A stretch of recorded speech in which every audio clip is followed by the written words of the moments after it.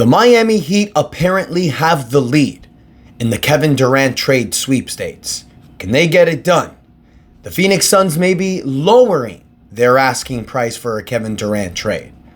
Let's talk about this, ladies and gentlemen. Don't forget to like, share, subscribe as we push the 7,000 subscribers. Click that notification bell to get all the updates. Now that we got that out the way, hit the intro. That is enough said.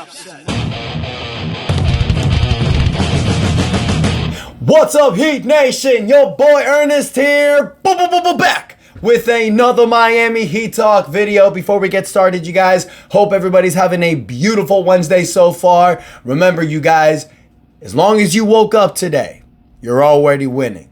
So if there's something bad going on, I feel you. I'm praying for you. Let's push through together and join me as we go on another Miami Heat Talk adventure, because I do have an update for you, a Kevin Durant update.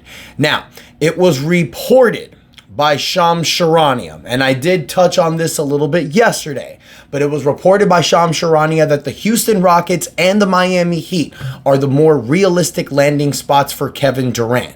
Now, it was reported that the Phoenix Suns a few days ago were unlikely to accept the Miami Heat's offer. They didn't like the Miami Heat's offer, but there was another report that they weren't really too keen on Houston and San Antonio's offer as well.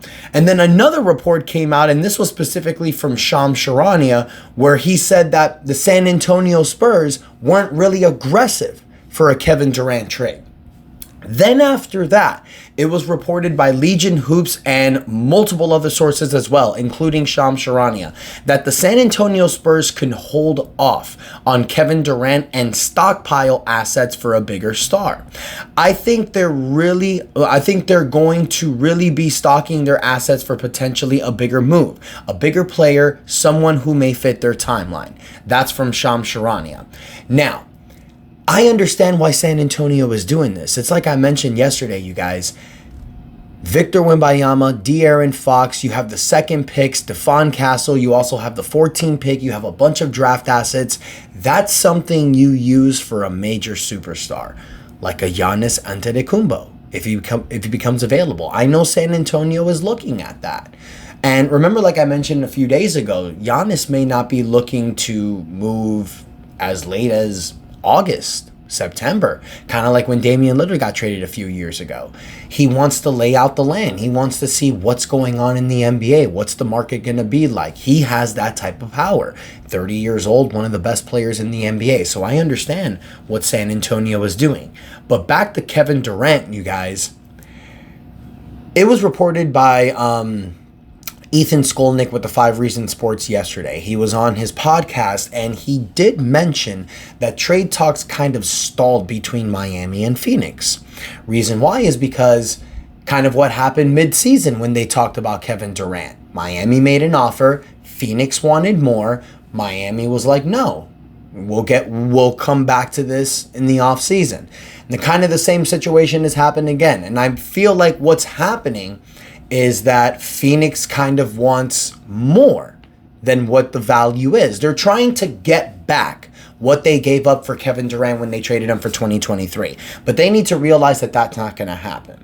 It was also reported by Dwayne Rankin, and it was shared in NBA Central, that the Phoenix Suns reportedly have no leverage in Kevin Durant trade talks and may reduce their asking price.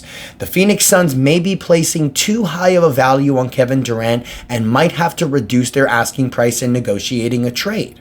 This was reported by the Arizona Republic.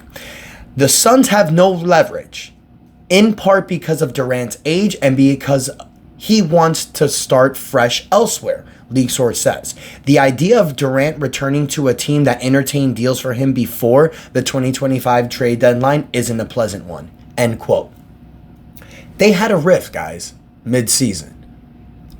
It was reported by Brian Windhorst and a lot of other reporters. Kevin Durant's going to be traded this offseason. Here we are. And Durant's the hottest commodity. So right now, I feel that the Miami Heat, what they're doing is they don't want to push all their chips in because they feel like they don't need to. Now, yes, it may be seen as lowballing. But at the end of the day, you guys, Kevin Durant is on an expiring contract. You may have to give him a 2-year max extension if you trade for him, which is fine. I don't think Kevin Durant's going to break down soon. He just came off of a season averaging 27 points, 6 rebounds, 4 assists. He's a modern when it comes to stability in the NBA. This is a guy that you look to, and he's an Iron Man. So I get why you would be flexible with giving him a 2-year extension. But to give up multiple assets like Kel'el Ware, Nikola Jovic, multiple first-round draft picks, I think that's just insane. I've said this from the beginning, and I'll stand by it. I think a trade package surrounding Andrew Wiggins, Duncan Robinson, or Terry Rozier, you can take one asset between Pallel Larson, Nikola Jovic, or Jaime Jaquez, not Kel'el Ware, and you can have either the 20th pick in the draft or one future first-round draft pick. I'd be cool with that. I'd be okay with that. I think that offer is fair. But for Phoenix to think that they're going to get the same valued offer they got a few years ago when they traded KD, they're insane. So Heat Nation, I want to hear from you. Do you think this Kevin Durant trade is going to happen? Do you think the Miami Heat will get it done? Or do you think the same thing's going to happen like the 2023 offseason? Because of them lowballing, they may lose their guy. Let me know what you guys think in the comments. Don't forget to like, share, subscribe as we push for 7,000 subscribers. Thank you guys so much for the continued support. And until next time, your boy Ernest out. And that is enough said.